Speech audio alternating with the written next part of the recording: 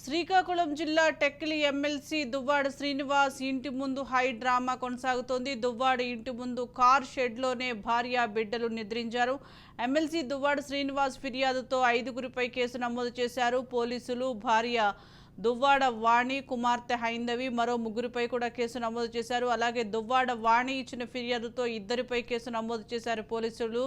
దువ్వాడ శ్రీనివాస్ అతడి సోదరుడిపై కూడా కేసు నమోదైంది. దువ్వాడ శ్రీనివాస్ ఇంటి వద్దకు వాణి తండ్రి సంపత్రావు, రాఘవరావు, వాణి సొంత ఊరు లింగల వలస గ్రామస్తులు చేరుకున్నారు.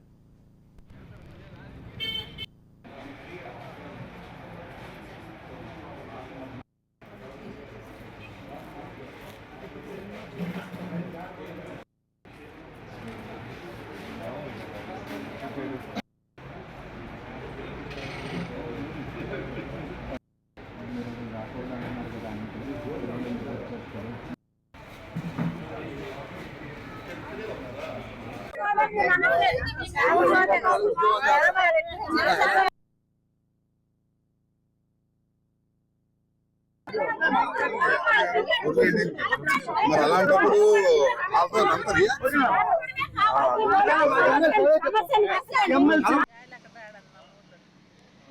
ఏ ఊర్లో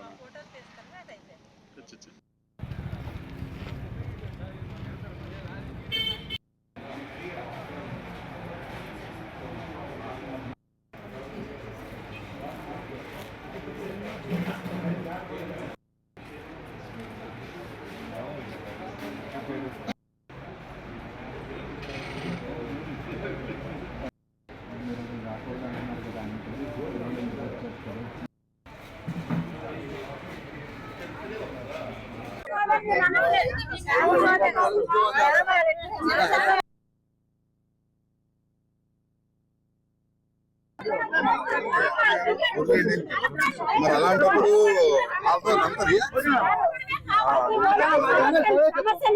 ఎమ్మెల్సీ